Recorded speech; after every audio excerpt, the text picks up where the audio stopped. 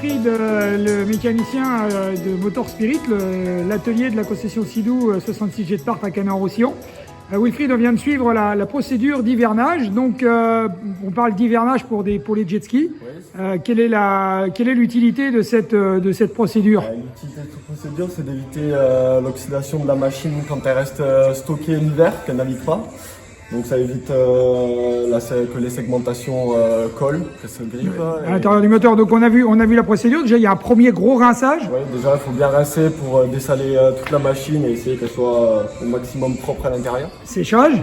Séchage, bien sûr, coup d'aspirateur et après on commence la procédure d'hivernage.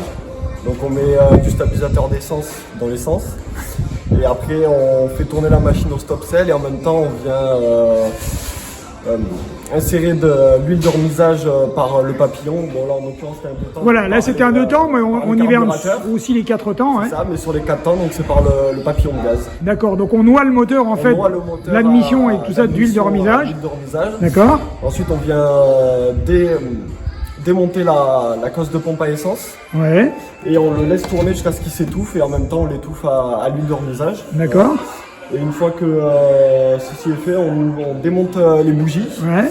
Et on vient remplir les puits de bougies avec de l'huile de remisage. C'est-à-dire qu'on en met directement dans les cylindres en fait. Dans les cylindres pour que ça vienne remplir la chemise bien sûr et que du coup les pistons et la segmentation restent huilés tout l'hiver. D'accord. Et après il y a toute une déconnexion. J'ai vu qu'on déconnectait la batterie. Ça, du coup, après on déconnecte la batterie. Bien sûr il faut mettre en charge une fois par mois. Régulièrement, ouais. Et ensuite on démonte donc ce qui est boîte à eau et on aspire complètement pour éviter que l'eau remonte par le collecteur et vienne justement gripper tout ce qui est segmentation, piston et tout ça. En fait on met le moteur hors d'eau, quoi. On isole complètement. Exactement, on enlève toute l'eau et on le graisse un maximum. C'est une procédure qui est pas très chère mais qui est très utile pour les moteurs 2 temps, 4 temps. C'est sûr que c'est pas cher et il vaut mieux la faire, quoi. Ça évite de refaire un bloc à la remise en route.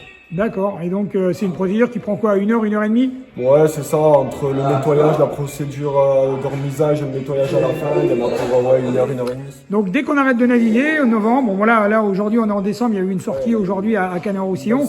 Donc voilà, donc il y a des gens, nous ici dans le sud, on a la chance de naviguer un petit peu plus tard. Mais en fait, dès qu'on arrête de naviguer quelques mois, il faut absolument hiverner la machine.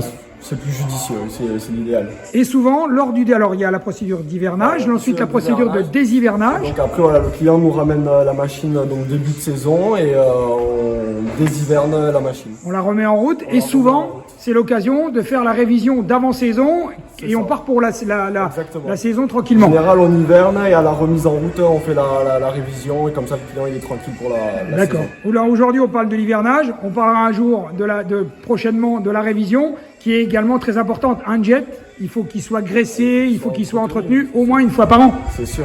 Donc, hivernage et révision et on est tranquille.